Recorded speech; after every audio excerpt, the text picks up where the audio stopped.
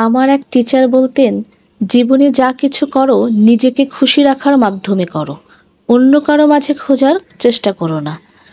কখনো কারো উপর এত এক্সট্রিম লেভেলের নির্ভরশীল হবা না যাতে তোমার এক্সপেকটেশন পূরণ না হলে মন ছোট হয়, বিশেষ করে মানসিকভাবে। তোমার মন খারাপ, তুমি হেমন্তের গান শোনো, নিজেকে এক কাপ গরম কফি বানিয়ে দাও, বিকেলবেলা মিষ্টি রোদে আপন মনে নিজের সাথে কথা বলো, পছন্দের লেখকের বই পড়ো। নিজের কোনো বিশেষ ক্রিয়েটিভিটি থাকলে সেটা নিয়ে নিজেকে ব্যস্ত রাখবে। অন্যকে ব্যঙ্গ করে স্ট্যাটাস লেখা, নিজের দুঃখ দুর্বলতা জনসম্মুখে প্রকাশ করা কোনো বুদ্ধিমতির কাজ না।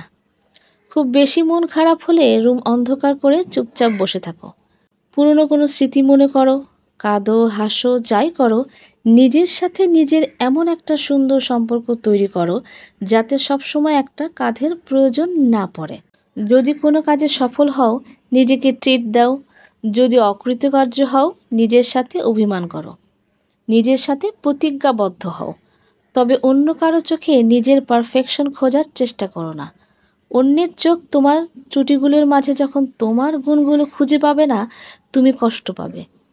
পারলে তুমিই পারবে। রেস্টুরেন্টে একা বসে খাওয়াটাকে নর্মালাইজ করতে হবে। পার্কে নিজের সাথে সময় কাটাতে চাওয়াকে হাস্যকর কেন মনে হবে? যদি সম্ভব হয়, ফাইন্যান্সিয়ালিও নিজেকে স্ট্যাবলিশড করতে হবে, যাতে তীব্র মুড সুইংয়ে নিজেকে একটা চকলেট উপহার দিতে পারো, নিজের জন্মদিনে নিজেকে গিফট দিতে পারো, নিজের পছন্দের ড্রেসটা টাকা জমিয়ে হলেও নিজের জন্য কিনে দিতে পারো। মাঝে মাঝে নিজেকে কিছু ফুল দিবে, ঘরের এক কোণায় ফুল থাকবে, সুন্দর একটা গন্ধ ছড়াবে, মন আপনা আপনি ভালো হয়ে যাবে। সবাইকে খুশি রাখাও তোমার দায়িত্ব না। দুনিয়ার কারো পক্ষেই সবাইকে খুশি করা সম্ভব না। যেখানে পারবা না না বলাও শিখতে হবে।